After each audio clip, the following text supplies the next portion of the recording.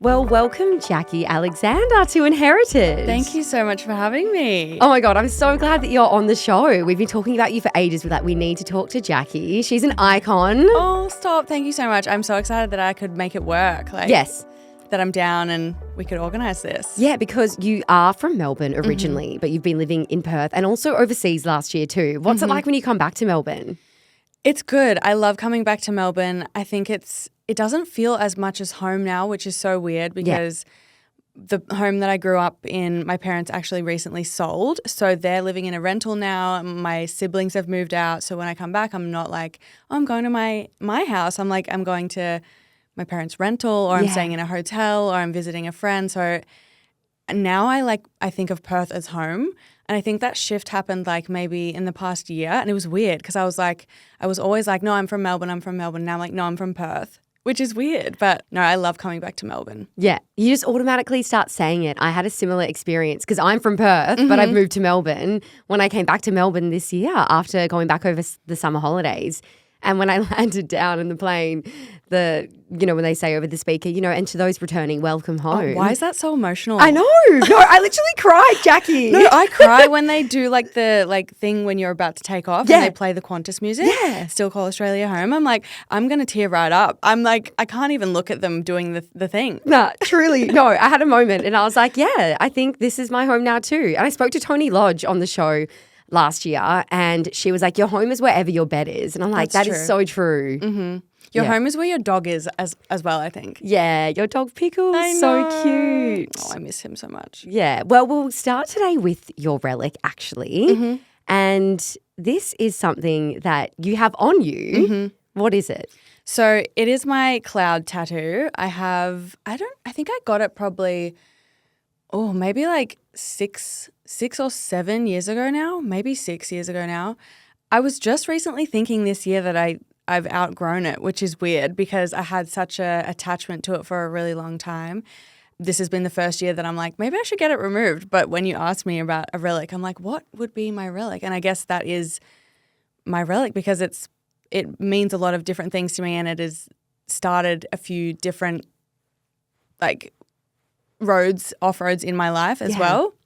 So basically the reason I got the cloud tattoo in the first place is because I went through a really bad breakup and it was honestly horrific. I'd had long-term partners before, but I'd never been through something so life-shifting. Like everything was just, I don't know. I guess it was probably in the same era when my frontal lobe had developed and everything just became, I don't know, I just woke up one day and was like, something has to change. And I listened to Ariana Grande's music so much during that period, and it just got me through so many tough times. And I know people might be like, that's so ick, but something about her music just really spoke to me.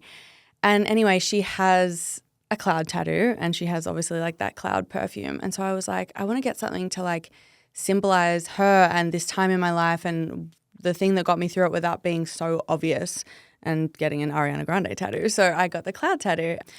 And then as it happens, when I met my partner now, Nathan, we actually started a brand together, and our first ever design for the brand was the cloud. So it sort of came full circle. Yeah, wow. I didn't realize that at all. Yeah.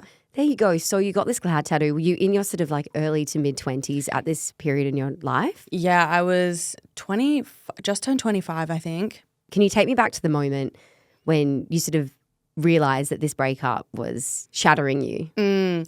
I realised that it was shattering me the whole time through it, basically. Yeah. I don't know. It was just one of those breakups where I think I was genuinely convinced we were going to get back together. And I know everyone's been in a situation like that where they're sort of well, maybe not everyone, but they're like, oh, it'll be fine. We'll get back together. And we had one of those tumultuous relationships where it was very on again, off again, on again, off again. And then this was one of the times where I was like, oh, it'll be fine. And then it wasn't fine. And then I sort of had to come to the realization that I was going to have to learn how to be by myself. And listening to her music was one of the things that really got me through. Yeah. Was there a moment when you realised that this relationship or person wasn't good for you? I think I knew it the whole time, but I didn't let myself admit it. The actual moment that I knew I had to stop was my sister, actually, who is my best friend.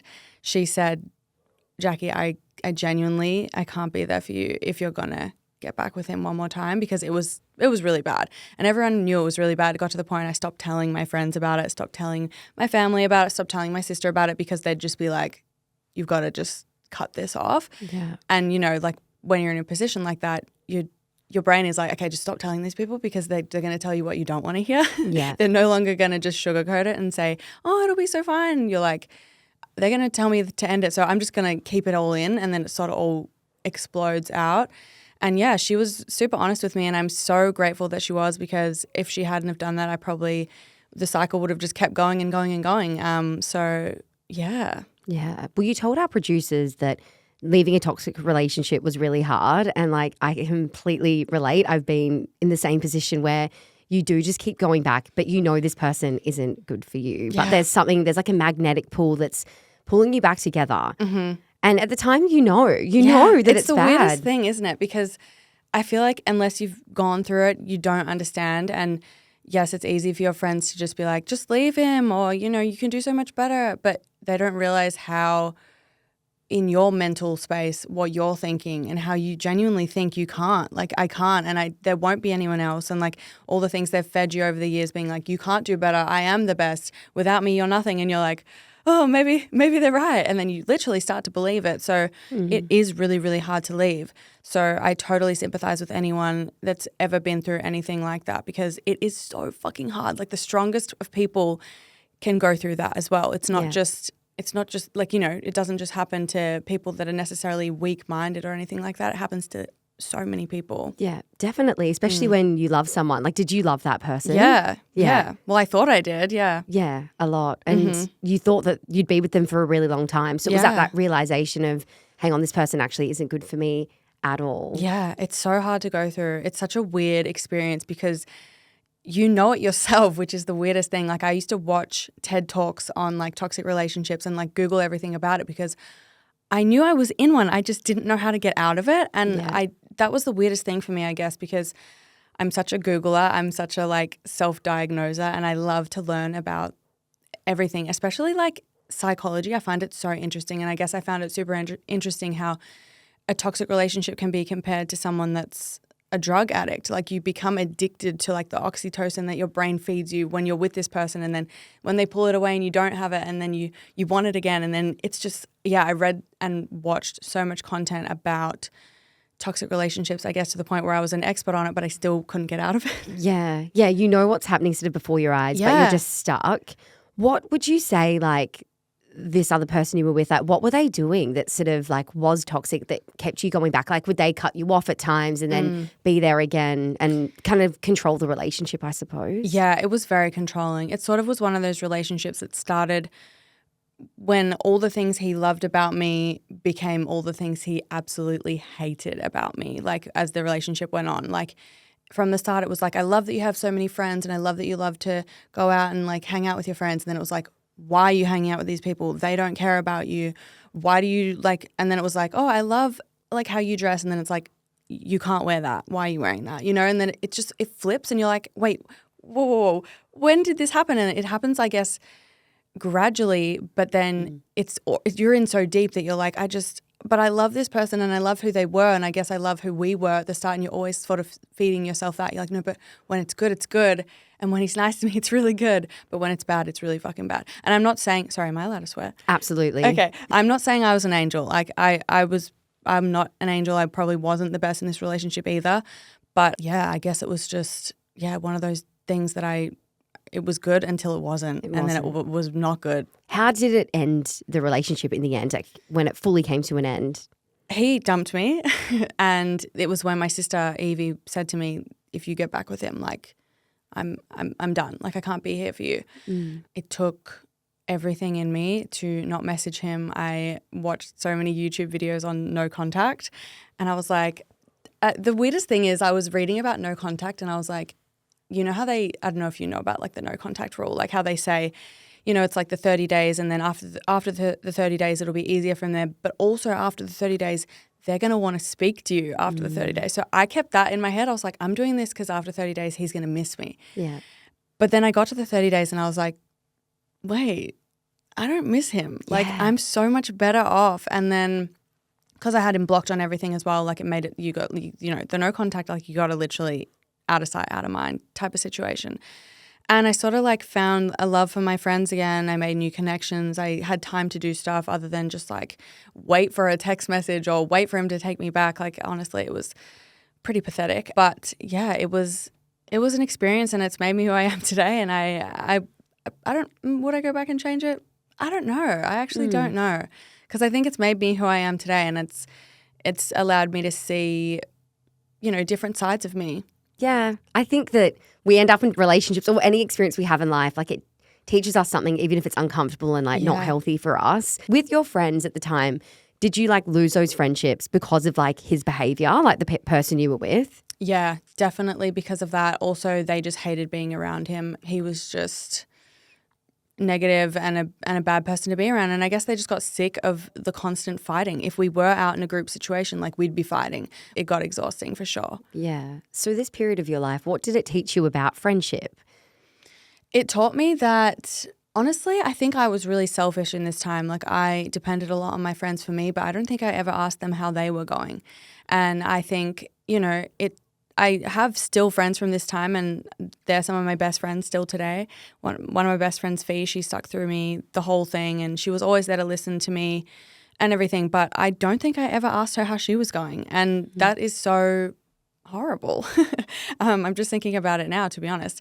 But yeah, I guess it just taught me that, if someone loves you, they're going to be there for you. And also, even if they do love you and they're not there for you, sometimes they've got to protect their own peace, and you can't really take it out on them either.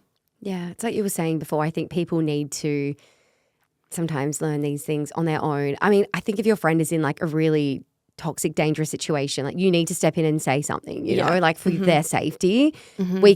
All we can do is really try, but sometimes it does take that person to, I mean, I know on my own experience when I've been in these situations, I haven't listened to anyone. And it's hard too, because I think a lot of your friends, they see you when you're the best with them as well. Like, they see you having fun together when you're out, and then they don't see when you get home and the fight breaks out. They might not see that. So then there was a couple of times where I'd be like, oh, this happened, and they'd be like, no way, like you guys were so happy that night. And I'm like, yeah, but then we got home and this fight broke out. So it's really, sometimes it's hard to be like, yeah, you see us good and then we're bad, or like when it's good, it's really good, and then it's bad, it's really bad. So I don't think everyone sees the full picture, and that's really hard too. So I think, if you do have friends that reach out to you and say, I think something really toxic's happening, I think it's really negative and it's downward spiraling, like you have to listen to them, because you can't just be like, you guys are like one of the happiest couples I've ever seen, because that's half of it. Like you're putting on an act half the time. Like, you're trying to prove to your friends as well, no, look, we're really, really happy. Like, I swear we're really happy. Like, it's all good. Don't ask us about anything. Like,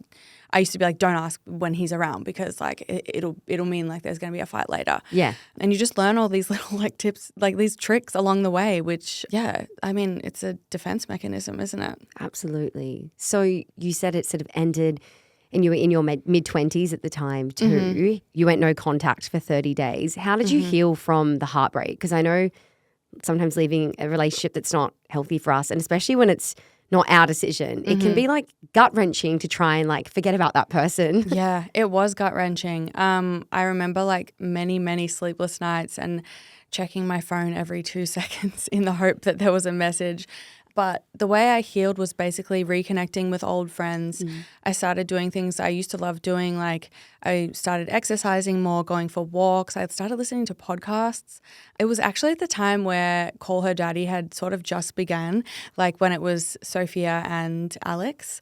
And I fell in love with their podcast. I loved it so much. And I guess like I grew a lot through that podcast. Obviously back then it was pretty crass and vulgar, but they did have some good messaging about leaving someone if you want to, and standing up for yourself. And I used to love just going for walks and listening to that podcast. Like, because I started it where there was like a bit of a backlog. I had so many to listen to. Like, I love when that happens. Yeah. And it was really good. And then other than that, I just, hung out with my sister, hung out with my family, went on holiday, centered yourself. Because the Jacquie that like, I mean, this is the first time we've ever met, but like the one I see online too, like you are just like a really independent queen. Like that is the thank vibe you. and energy I get from you. Do you know what I mean? Wow, I love that because I don't think I'm independent at all. No, but like that's what I get. So like, you know, I feel like from that time in your life, looking back at say that younger Jacquie who then accepted love like that was less than she deserved. Like how does that make you feel today? Yeah, it sucks. I hate that I went through that, but at the same time, I think it's made me who I am now, and it's made me a stronger person, and it's made me realize like that's what I don't want, and that's what I will never have again, and I wouldn't want that for anyone around me either. So yeah, it does hurt me to think about young Jacquie going through that, but also I'm glad that I got on the other side of it. Yeah, definitely. I love that. And so the tattoo now, do you think that you'll get rid of it? But you said that it's sort of come full circle for you with your business today with Nathan. Yeah. Yeah, so I don't know. I guess the only reason that I was thinking about getting rid of it is because I've started planning my wedding and I've started trying on wedding dresses and I'm like, oh, is the cloud tattoo tacky? I don't know. But it's very small and it's on my back. I never really see it. It's just if I'm wearing something backless, I'll see it. And it doesn't remind me of that time so much. It just reminds me of like who I am and how I got through it. So it's never been like a negative reminder, which has always been amazing. I just feel like, I don't know, like now that I'm in my 30s, I'm like, do I really need a little cloud tattoo on my back? I don't know. Yeah. Because you're 32, aren't you? Yeah. We're a similar age. I'm 31. Yeah. I got like a spontaneous tattoo, breathe, on the back of my arm like at like 29, 30. And I sometimes look at it in the mirror too because I can't really see it. And I'm like, did I need to get that? Yeah. But it reminds me of a time in my life too. And I think that's what tattoos are about, right? Like it symbolizes that moment. Yeah, exactly. Yeah. I reckon keep it. No regrets. But, no regrets. And I think maybe it'll be harder to get rid of than I think. So maybe we won't do that. Hi guys, it's Ruby here at Inherited. We often talk to people we all know and love. Women in sports, media and business are who we look up to. Women we know will have an interesting story to tell. But sometimes I think it's easy to forget that often the most interesting story of all is our own. Most of us love looking through old photo albums and hearing those iconic tales that are passed down through the family. But today's sponsor, ancestry.com.au, wants us to know there could be more to our story. By looking into your family history, you can obviously find out your genetic makeup, which is extremely fun and makes for great dinner party conversation. But beyond that, you can plot your family tree, uncover relatives, and learn who you really are, just like our guests. If you love Inherited because we dive into other people's pasts, you'll become addicted to investigating your own. You don't need much, just a grandparent's name. Try it now with a 14-day trial by heading to ancestry.com.au. Terms apply, and a huge thank you to ancestry.com.au for supporting this episode of Inherited. On your relationship with Nathan, I mean, yes, congratulations. Thank you. Proposal last year. I know, in so Tuscany. exciting. Yeah. Oh my God, love it. We're going to talk about your recipe now. This is something that you make for your friends when you're hosting and they come over to your place. What is it?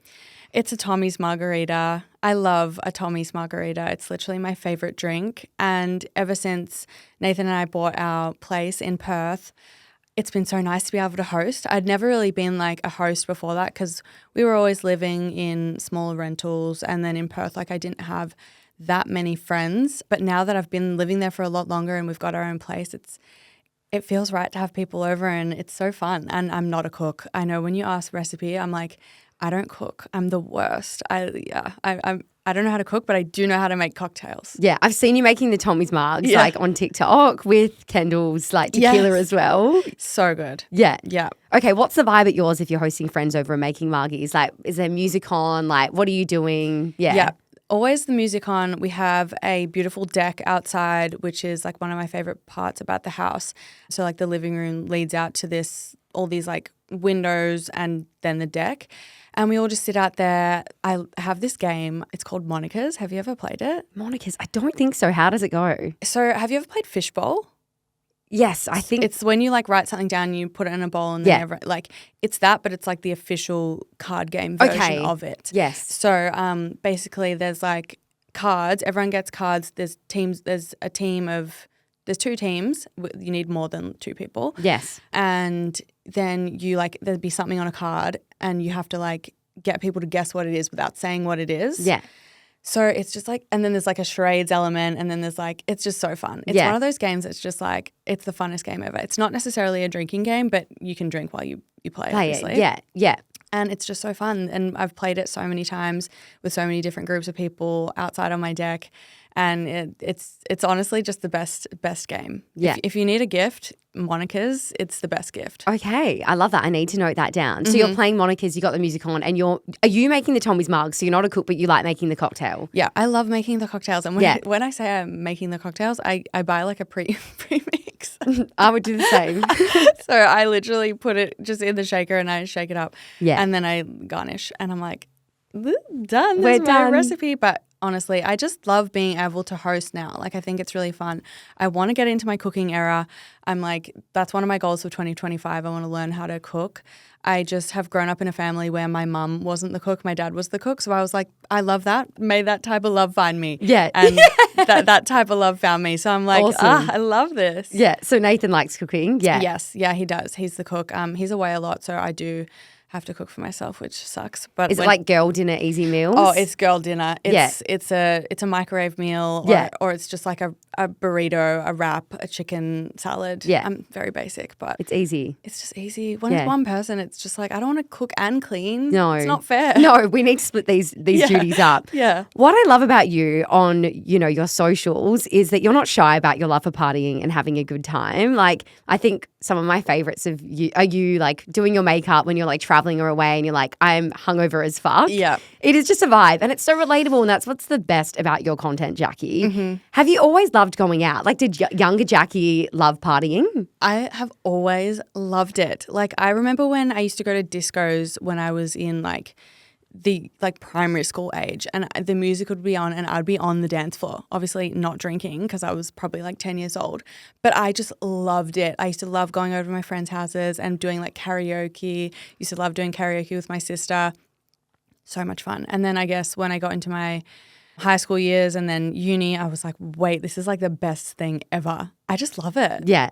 It's so fun. I'm the same. I feel like though now at like in my early 30s, I am feeling like I'm turning into a bit more of a sloth. Are you feeling that a little bit? Yeah. You have to pick and choose for sure now. Yeah. Like, I definitely can't do, I don't know, when I was younger, I used to go out like Thursday, Friday, Saturday, Sunday.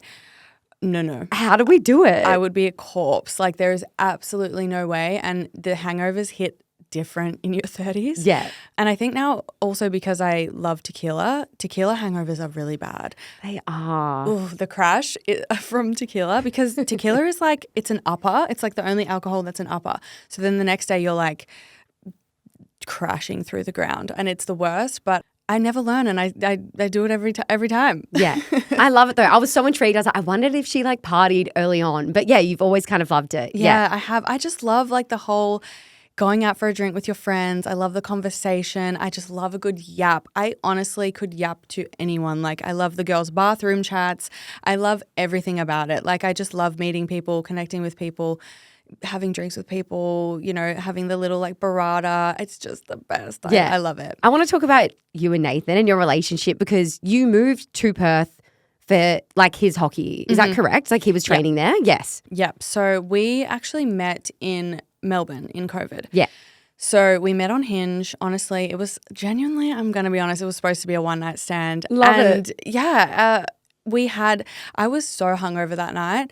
I was living with housemates at the time in Hawthorne, and we'd all pretty much lost our jobs. And honestly, there was more nights than not where we'd be like, should we just get a bottle of Prosecco and like watch TV and like, just hang out.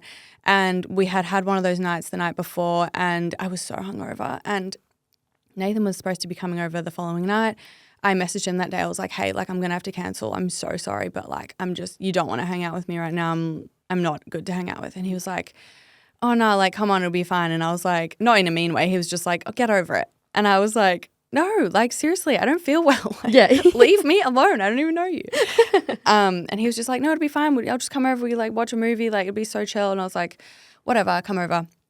Anyway, he came over and I was feeling sorry for myself because I was so hungover. And usually I'd be like, oh, because it was COVID, we couldn't go out for dinner or anything like that.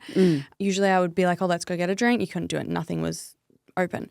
And so, and I wasn't in the mood to drink. So I was like, oh, we're just going to have to sit and talk, which was something that I was really bad at when I was dating back then. Like, I wasn't like let's just sit and talk, because I was like, I have to be drinking to do this. I was really anxious to go on dates. I hated going on dates. Like, this is really bad, but I would have a few drinks before going on dates.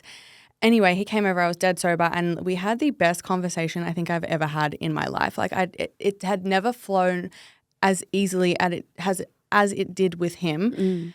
And I was feeling crappy and we weren't drinking alcohol. So nothing was making the situation better. It was just good. And yeah, he left and I was like, I texted him and at the time there was like a TikTok trend that was, I don't know if you remember, it was this sound that was like, oops, my heart went. I do. So ick. But I texted him, oops, my heart went. I love that. And he replied, like, I can't even remember what he replied. Anyway, it was something nice. And I was like, whoa, I feel like that's my soulmate. Like I literally just had this feeling.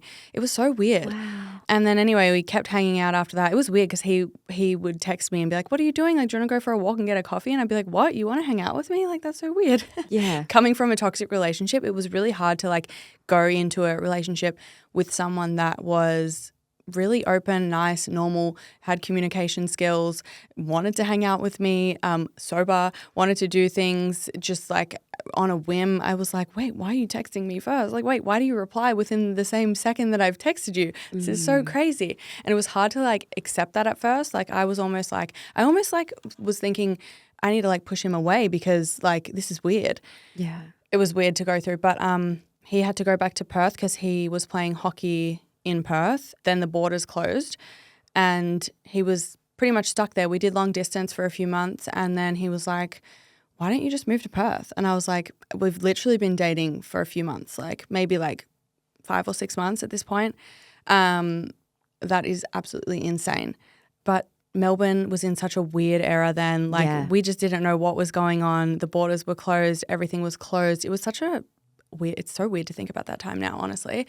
And I said to my parents, I was like, what should I do? And they were just like, honestly, Jacquie, like if you move and it's not good, you can move home. Like it's not like you're moving overseas, you're moving interstate. Like yes, it's far, like Perth is not exactly the closest state to move to, but like what have you got to lose type of thing. And I was like, whoa, this is so refreshing to hear because I would have thought my parents would be like, no, that's silly, don't do that. Yeah. And everyone around me was like, do it. So yeah, I did it and haven't looked back. That is incredible. And I love that your parents and friends would just like go for it because, and especially that time as well during COVID, like Perth was just so isolated obviously from everywhere else, but you had a connection with Nathan straight away. So you knew pretty soon, like you said, after that first date that you're like, he's going to be in my life for a long time. Yeah, and I almost didn't let myself believe it for a really long time too because I was like, I don't want to get my hopes up. So I was sort of always like, it's fine, like I can move home. Or like I always had like this thing where I was like, it's going to be this and if it's not, I can do this. But yeah, it's worked out. So it's absolutely worked out. Also, on your first date, did you guys talk about starting a business together? Because I've seen the TikToks you've made about this. Yeah, we did. It's so crazy. Honestly, we spoke about so much on the first date. I never really liked to tell people what I did for work on a first date because I don't know why. Back then I was like, maybe people will be turned off by me working in social media. But yeah, he was like, oh, what do you do for work, blah, blah, blah. And I was showing him my Instagram profile because I didn't have TikTok back then. Well, I had TikTok, but I didn't used to post. And he was like, why don't you start your own brand? And I was like, yeah, I would love to, but I just genuinely don't know how. And I don't know the logistics of doing something like that. It seems really hard. I've always wanted to do it. Like I'm a creative person, but I don't know how to take it from having a creative thought to actually putting it into like, making it a business. Like there's a lot that goes into creating a business. Yeah. And he was like, we should do it together. Like just, saying it in like a sarcastic way type of thing. But then when we got to chatting after that, he was like, no, I'm serious. Like we should seriously do it. And I was like, whoa, this is crazy. Like I like that he is pretty straightforward with the fact that he wants to do it. And he was really driven to want to do it as well. Like he was open to any ideas and he was just onto it. Like Nathan's one of those people that he's just like, if he's going to get something done, it's going to get done. Like he's really good like that. Yeah. So In My Moods was the first business. Now you have Daily Ice and also All on 7. So they're all three of those you run with him. Yes. Yeah. How do you create a boundary between like your romantic relationship and business? It's really hard. At the start, it was hard because we were doing it out of our house. We were we obviously had certain tasks that each of us did. Like I was talking to the manufacturers, I was coming up with designs, I was talking to graphic designers, doing all that creative sort of side of it, doing the social media. Nathan was doing all the back end sort of thing, like building the website, talking to, the suppliers over here, doing all the money stuff, all the back end that I still to this day have no idea how to do. Like I genuinely, we have our own tasks and we do our own tasks, which is great. But yeah, it's hard to, it was really hard to separate at the start because we were in our own house doing it. It got really hectic. Like there'd be boxes everywhere. It was just chaos. Now we do have our own office, which has changed it 100%. It's also changed the fact that I can now switch off from work, have a better work-life balance, because when it's at your house and you would get an order, I'd be like, should I just do it now because I'm literally here? But it'd be like 9 p.m. at night or something. Or you'd feel bad if you weren't working when you're sitting down and watching a show because you're like, you can see the stuff out of the corner of your eye being like, I need to pack these orders. But yeah, now that we have an office, it's really good. Yeah. So how long after you'd moved to Perth, like 3 months into your relationship, did you sort of start the business? Was it quite quick? It was quick. We started the business when we were still in Melbourne. So it was really quick. We probably started the business maybe like 3 or 4 months after we met, maybe 3 months after we met. Yeah, it was crazy. We started it and then Nathan went back. So pretty much as soon as he had gone back to Perth, all of the stock had arrived just before he went back, and then we'd sort of been like, he was like, are you going to be all good to do this solo? And yeah, I did it by myself. My parents helped me pack orders. My sister helped me pack orders. Yes. And yeah, we just got it done. That's incredible. And so soon. It's weird to think back on because honestly, like that I'm sure for you too, like COVID was such a weird time.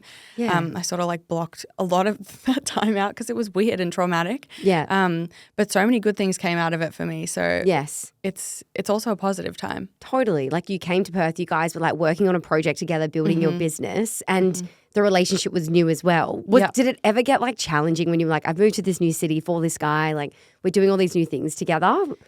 Yeah, it was challenging in the sense that I felt homesick and I obviously like didn't know many people when I first moved there. It's really hard when you don't have like a support system, but Nathan was always 100% there for me. He was always trying to make me feel welcome, always introducing me to his teammates partners, like always helping me to integrate into my new life. So I never really felt like I was like alone in a way, but it is weird to move. But also Nathan had moved too. Like he was from Melbourne.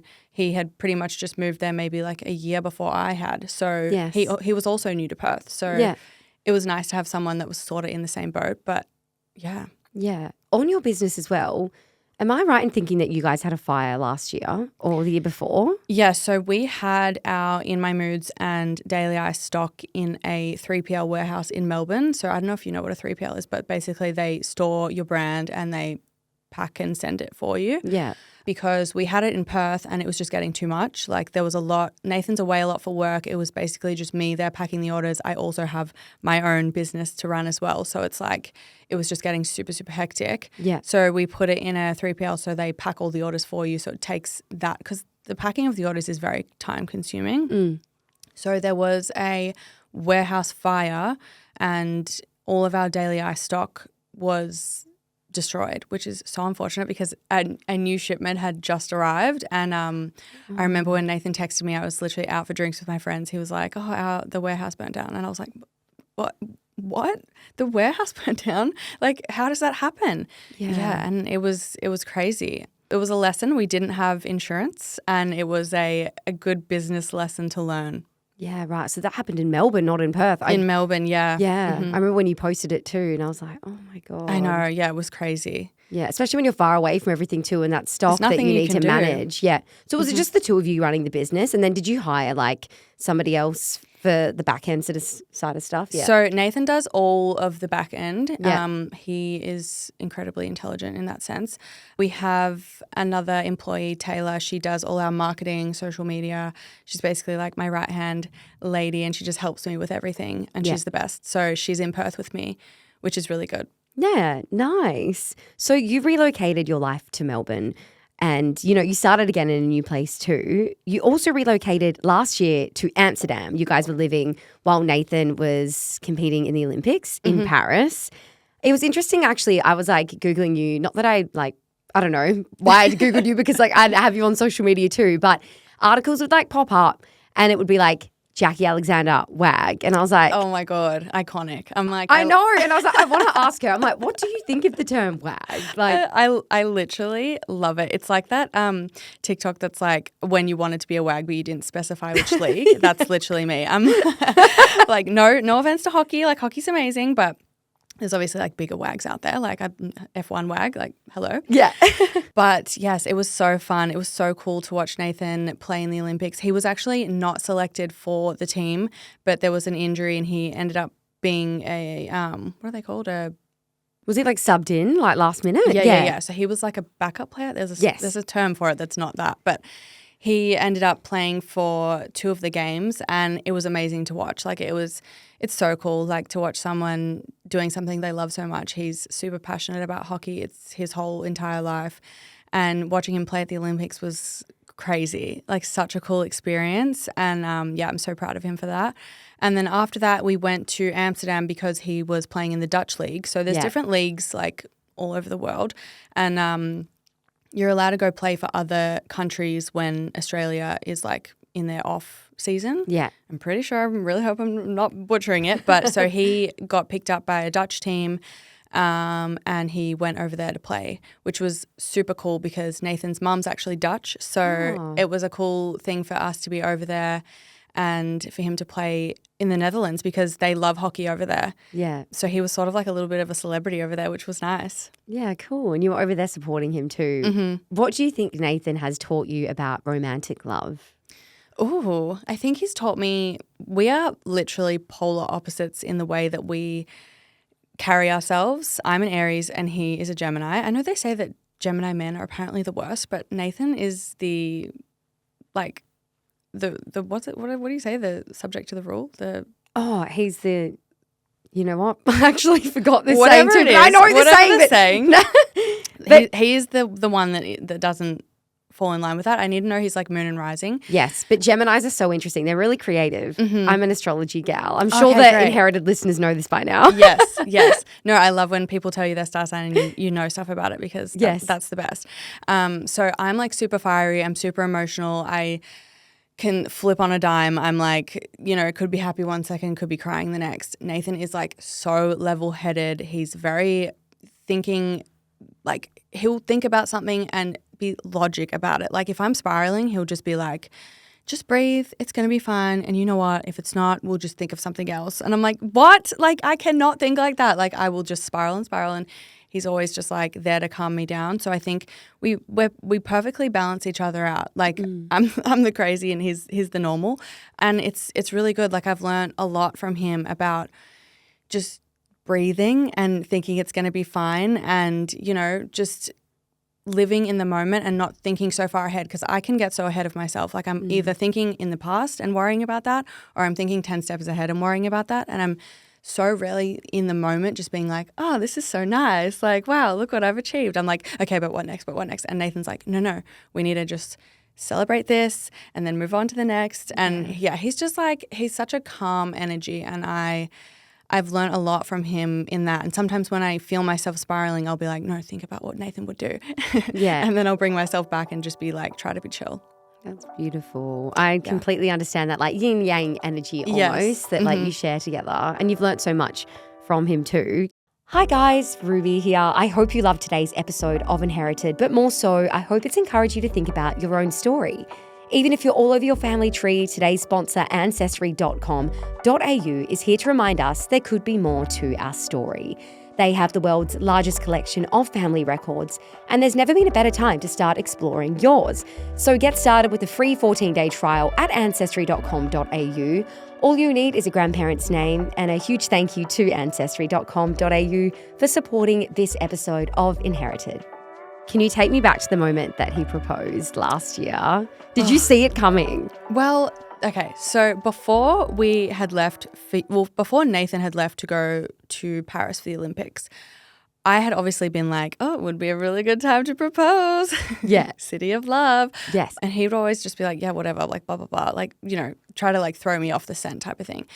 And when I was helping him pack his bags to leave, I was like, I'm going to get really up close and into his bags and, you know, help him pack everything, because if there's going to be a ring, like, he's not going to let me get near his stuff, surely. He was like so chill. He's like, yeah, put this in here, like take that out. And then the next day I was like, oh, I need to get something out of your bag. He was like, yeah, go for it. I'm like, fuck, there's no bloody ring. Like, what the hell? I'm so annoyed. Yeah. So he left for Paris. He left about like a month before, because they went over to like acclimatize and train over there, get into the time zone and get in the zone. So then I went over like a few days before the matches started. And then after the Olympics, we stayed in Paris for about a week, and then we went to Tuscany. And when we were in Paris, I literally said to him, because I had my nails done before I went over for the Olympics, and they were like crazy nail art and not the type of nails that I would want to get proposed to with on. They were amazing, but they just weren't like plain. Yes. And so I said to Nathan when we were in Paris, and I was like, oh, should I get my nails done? And he was like, oh, I don't know, I think they look fine. And I was like, oh, okay, because if he was going to propose, he would know that I would want to get my nails done. Mm-hmm. And he was like, no, I think they look fine. And I was like, oh, I don't know, are you sure? And he was like, yeah, no, seriously, they look fine. And I'm like super lazy, and I was like, I just can't really be bothered to get my nails done anyway, so whatever. And he said no, so it's obviously not happening. So we get to Tuscany, and then we were there for one night, and then the next day, I feel really bad because I feel like there's a lot of stories like this, but I was in a really bad mood this day. Yeah. I don't know why. I wanted to get like a really nice photo, and it wasn't working. And I'm ashamed to admit that this put me in a bad mood. Like, that's really embarrassing. But I was just in a bad mood. I'm like, I want to get a really cute photo, and it's not working. It's so real. Yeah, it's so real. It's like the holiday doesn't start till we get the good photo. Yeah. That is me. And I was sitting by the pool just feeling sorry for myself. And Nathan was like, I'm going to go for a walk. Like, I want to go do like a sauna, and I'm just going to go like look at the property. I was like, all right, see ya, bye, whatever. I was in a bad mood. And then later that night we had a booking for the restaurant at the hotel we were staying at. And he had said to me before we were going to go, well, he went to go do a sauna, which I thought he was doing, but apparently he was like scouting locations to propose. Yeah. Bless. Like, it's so cute to think about. And then I was getting ready, and I don't know why, I just had like a weird feeling that he was going to. Something just came over me. I was like, it's weird. And I filmed a TikTok that I was like, I don't know if it's going to happen, but I think Nathan's proposing. And I was like whispering, because he was going to be in the next room in any minute. I didn't want him to hear me.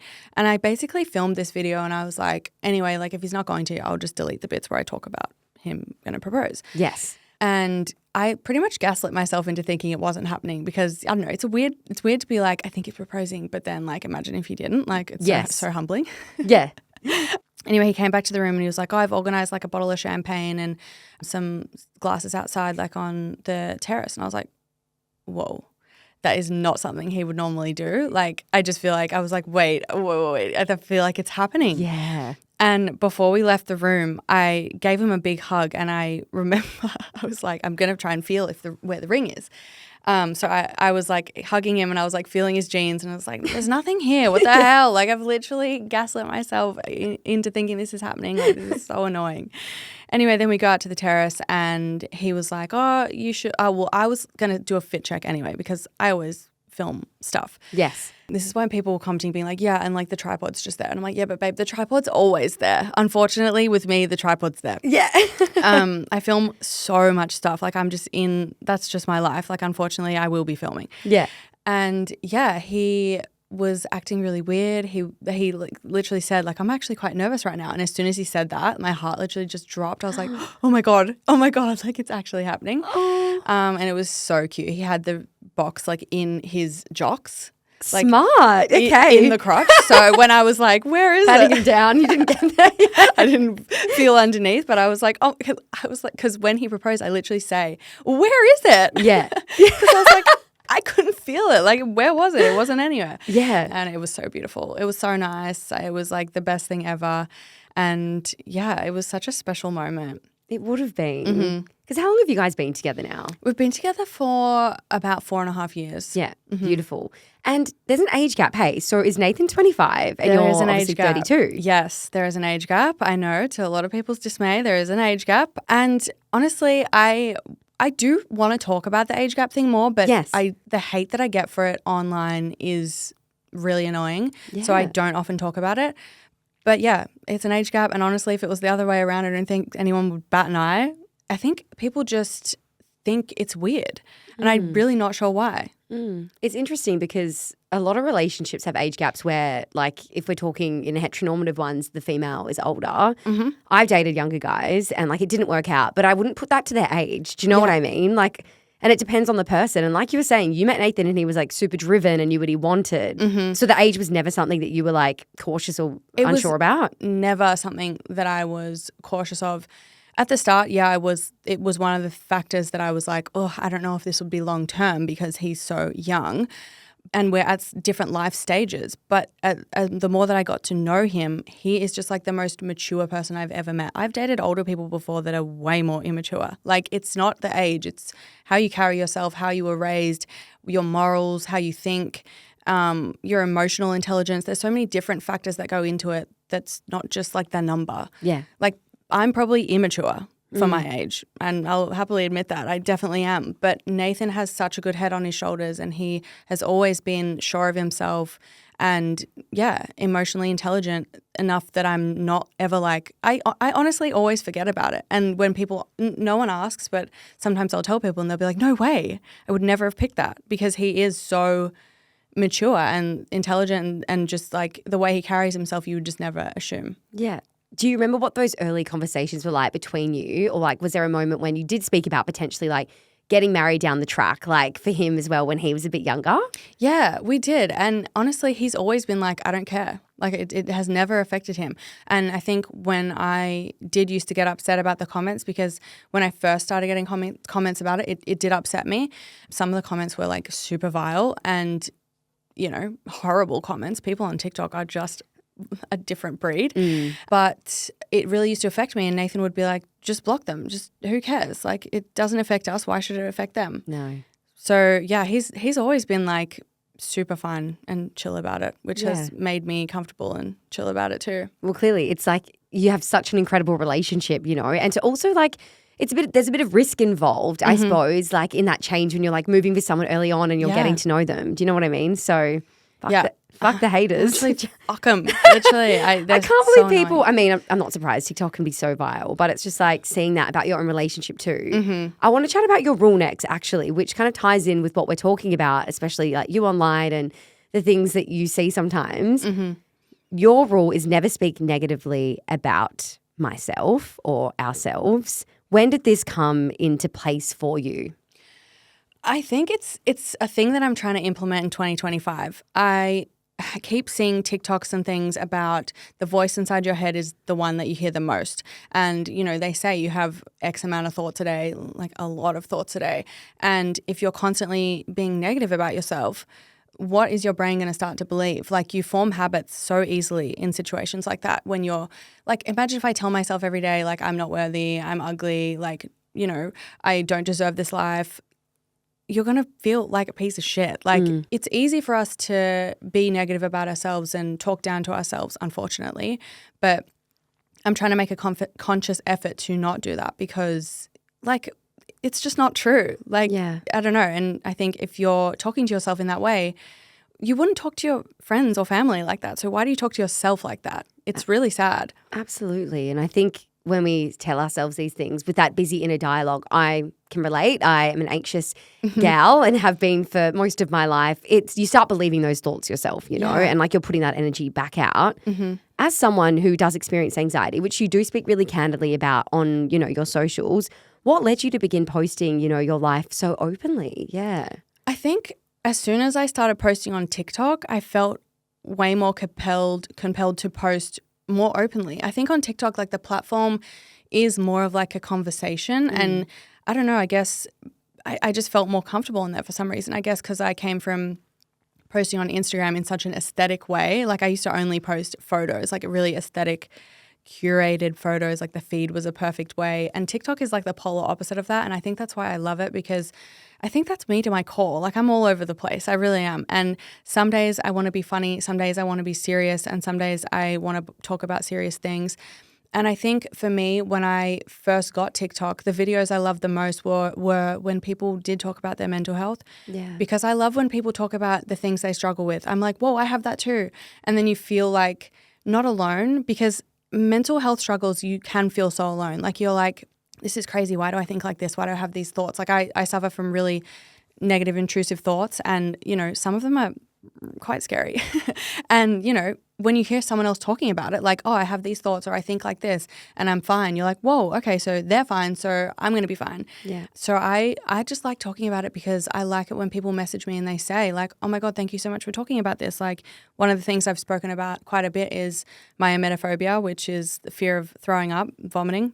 Yeah. I've struggled with that pretty much my whole life, and I've started talking about that online. I remember one time I actually was going through, I think I must have had food poisoning or something, but I was so sick and I was home alone. Nathan was away. I was in Perth. My family wasn't there. I was spiraling out of control.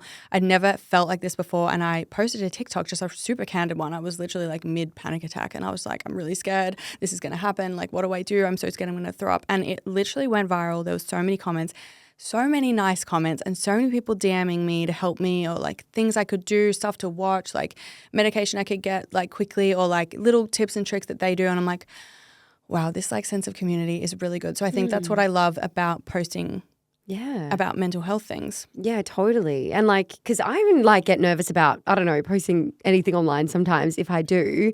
So I can't imagine like for someone that does, you know, have that busy inner dialogue with the tendency to spiral can feel. But you're saying it's like a community, like people actually come back to you and it's made you feel more like, I guess, secure. And you're learning. And seen. Yeah, definitely. Honestly, whenever I post anything about mental health, that's not the ones where I get the hate. The ones that I get the hate are just the random like fit checks, or if Nathan's in it or something, they'll be rude. But the ones about mental health, people are genuinely really nice. I think it reaches the right audience, and I love that. Yeah. How do you feel though, say if you're spiraling and you see a comment or like someone says something like that's really vile on like the videos that aren't about you being candid and opening up about your mental health, how do you sort of process that? Oh, it's really hard. Honestly, when I first, because I never used to get them on Instagram. So it was a new thing moving over to TikTok and people being really happy to just let their thoughts run wild and post them. I find that crazy that people just think that they can do that. I think on TikTok you can be more anonymous too, whereas on Instagram you sort of have to have a profile, or like if you're going to make a fake account, it seems like a lot of effort. And on Instagram, if you block someone, it blocks like every single account they're going to make after that, which I absolutely love. On TikTok, if you block someone, they can just make a new account and they don't need a new email. You can just make it with the same email. Yeah. So when I first used to get them, I can't lie. I used to break down and cry. It used to ruin my day. I used to like cry to Nathan and just say like, why are these people so mean? And honestly, it has brought out insecurities I never knew I had, which is really sad. People will point out the weirdest things that I'm like, whoa, I didn't even notice that. And then you'll think about it and then it'll become a new insecurity, which is horrible. And I feel for the young girls growing up on social media and having to deal with this, because I can't even imagine. Like I'm a lot older and it's affecting me a lot. But now I guess I just block. I'm so for the block. I'm like, goodbye, you're done. And TikTok also has this feature now where they sort of hide certain comments. Like they won't let them go through, but you still have to you can still see them, because they'll be like, do you want to approve this comment? And it's like the meanest comment ever. I'm like, no. Like I cannot look. Looking at the comments is just like a no. Yeah. You were saying that like you have had sort of that busy inner dialogue and intrusive thoughts for like a long time. When did you first begin to feel like your mental health was kind of weighing down on you? I think I've honestly always had mental health struggle. Even when I was younger, like I was different from my brother and sister. Like I remember being like, why can't I just be like normal and free like them? Why am I scared of everything? I always used to be scared of everything. I still am scared of everything. I would always overthink certain things. I would always be so scared something bad was going to happen, or, you know, that something bad was going to happen to me, something bad was going to happen to my family, or just like I'm an overthinker to the core, and I think I've always been that way. Yeah. I'm the exact same. Yeah. Unfortunately. I'm like, so how do you manage that negative self-talk? Obviously, this is your rule and it's something you want to focus on for 2025. Never speak negatively about yourself. Do you have any tips for any fellow anxious girlies, also like myself? I know it's easier said than done though. Yeah. Well, my psychologist actually told me once, if you have like a negative thought come into your head that's like one that you don't want to think of, just literally say, not out loud, but say in your head, like stop. Like literally just say it really loud inside your head, like stop. And if I'm alone, sometimes I'll say it out loud because it stops the connection, and then you're just like, no. stop, move on, let's move to the next thing. Or I will literally just put on like a podcast, a show, like a comfort show, just take your mind off it because it's so easy to spiral and then you just start thinking about certain things. And honestly, like if I can take my mind off it, go for a walk, listen to a podcast, just call a friend, call family. Yeah, just anything to like stop that cycle because once you're spiraling, you're spiraling. Yeah, no, definitely. Late last year as well, you were in Paris and you got robbed with no recollection of how you got home. Mm-hmm. That was, an insane TikTok to watch. Mm-hmm. How did you make sense of what happened like the next morning after that night? It was really weird. To be honest, the next morning I was staying with a bunch of the other partners of the players.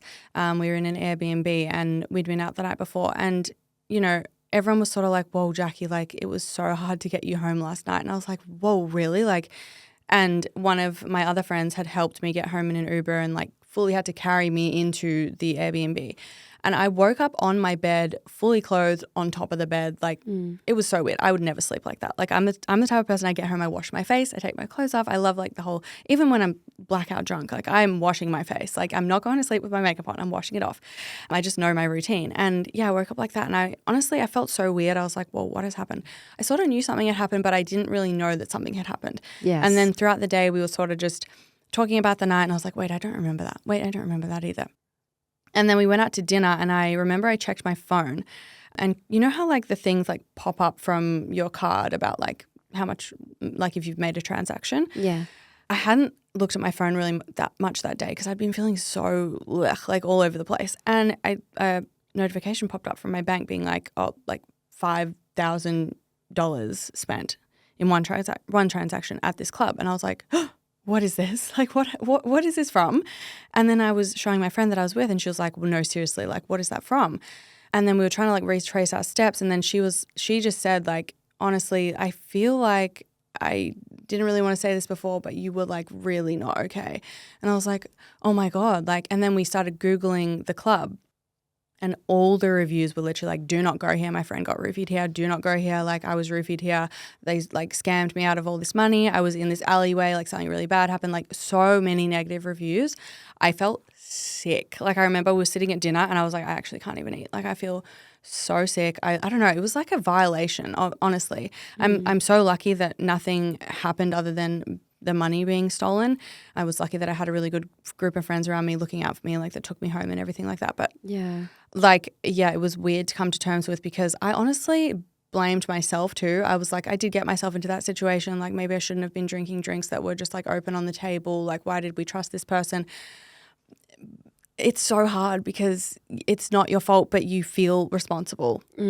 Yeah, it's hard. I've been overseas with a friend before and you know, it also happens like wherever. You can go out and this can happen and it's really scary when you hear of these stories. But I remember when you posted that video, you were kind of like to like your followers and people watching it like, please, like I don't need to hear it from you. Like I'm already feeling shit about this. And it's so true. Like we're of course going to hold that shame on ourselves for these situations. But like at the end of the day, like people do what they're going to do. You know what I mean? Like you can't put it, it's crazy because you think that this is one of the lessons that I've learned like time and time again in my life. And I honestly, I've never really learned from it, but you can't trust anyone, unfortunately. But not everyone thinks how you think. Like in my head, I was like, why would somebody do that? Like why would somebody roofie a drink, steal money? What is wrong with them? Like why would they do that? Do they not have a soul? And then you hear all the other stories of even worse things happening. And I'm like, I'm so confused. Like there's people out here that are genuinely scary and you forget that because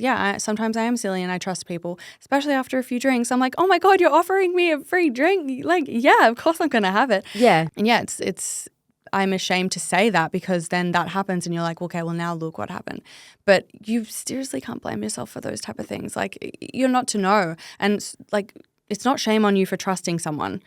No. I don't think that's necessarily like a bad trait. No, you're going out as well. I don't think that's like, we're not going out with that in the front of our mind, like, oh, this could happen tonight. Like, I know. And the thing is, like, I already spiral about everything anyway. So I was like more annoyed at myself that I was like, why did I trust these people? But I guess as soon as I've had a few drinks, I'm like, oh, everyone's so nice. Like, everyone's just being so friendly. And then you just forget. Like, your inhibitions are out the window. Like, you just don't, they're like, red flag doesn't go up and I'm like, ding, ding, ding, maybe this person isn't trying to be nice. But you wouldn't think that an owner of a club was trying to do that. No. How did it sort of affect you like after and like even now? Like, yeah, it's definitely made me more wary and less trustworthy, which is unfortunate, but it's just so scary. Like it makes me scared for people. It really does. I hate that it happens. Did you ever have any hesitation before posting it online too? I did. I had so much hesitation. Because it happened in Paris and I didn't film it or post about it till we were in Greece, like maybe 2 or 3 weeks later, because I was nervous that like the Daily Mail or something would pick it up and be like, turn it in a negative way. And I did see an article written about it and I stupidly read the comments and it proved me right. I was like, everyone's just horrible. But honestly, I think the message that I was trying to send is overweighs the negative comments, because I basically was just trying to say like, just watch your drink, watch your friends, be careful, like be vigilant. Like you just have to have your mind switch on when you're anywhere. Absolutely, yeah. And as someone as well, like I know being an overthinker myself, like after those situations, you can like spiral even further. Do you know what I mean? Yeah. So you have to like look after you afterwards. Like, yeah. I spiraled. The reason I actually made the video is because Simone Biles made a video like a few days prior saying that she was scammed there. And I was like, no, that's it. I'm making it. I'm making it. Like her video sort of validated me, because I was like, maybe I wasn't. Maybe it's my fault. Like, I don't know. Maybe my card was on the floor. It's crazy anyway. But yeah, her video inspired me to make mine. Yeah. So your rule is never speak negatively about yourself, and you want to use that more in 2025. Mm-hmm. What else are you like looking forward to in the year ahead? And if you've got any sort of, not even resolutions, but like intentions for the year? Intentions for the year, I think, live in the moment more. As I said before, I'm someone who can really live to look forward and live to look back and think about all the things that have happened. And, you know, I think I never really sit and celebrate my own successes. I think everyone can fall victim to doing that, of course. Like you're always looking to the next, and especially in this career, it's sort of like, okay, I got that, but now what? And then, okay, I'm doing this, and then now what? Yeah. And I really this year want to sit in the moment and be grateful and be happy and celebrate the success that I have and, you know, everyone around me, and just stop trying to be so go all the time, because, you know, it's going to have a negative impact on my health one day and my poor heart. Yeah, you got to slow down and smell the roses. Yeah. And you've got your wedding as well to plan. Like, you know, you've got some really exciting things ahead of you. Yeah, it's going to be a big year. I'm really excited. I don't understand how it's already like it feels like it's already halfway through the year. It's like halfway through Jan, and I'm like, oh my God, where's the time gone? No, truly, it does. Well, Jacquie, we always end our episodes on one final question with our guests. And it's with all of that in mind that we've discussed today. What do you intend on passing on, and who would you pass it on to? Oh my God, I don't even know. I was thinking about this question, and I guess I would just want to pass on like my love for living life and having fun and just trying to say yes to every opportunity that comes your way. And I hope that I can pass this on to my kids one day, if I can have kids. And yeah, anyone around me. I guess I just want to be someone that is seen as a positive light in people's life and an inspiring light in people's life. Yeah, I think you absolutely do. I've sort of said throughout our chat today, like you are such a relatable person online that people absolutely love, because you're not shy about talking about the hard stuff and being vulnerable about your own, you know, ups and downs. Mm-hmm. Like you're of a different caliber, and yeah, you're awesome. So I can't wait to see what happens this year. Thank you so much. Congrats again on the proposal. Thank you. We're all going to be waiting to see all the wedding planning too. I'm so excited. Yay. Thank you so much, Jacquie. Bye.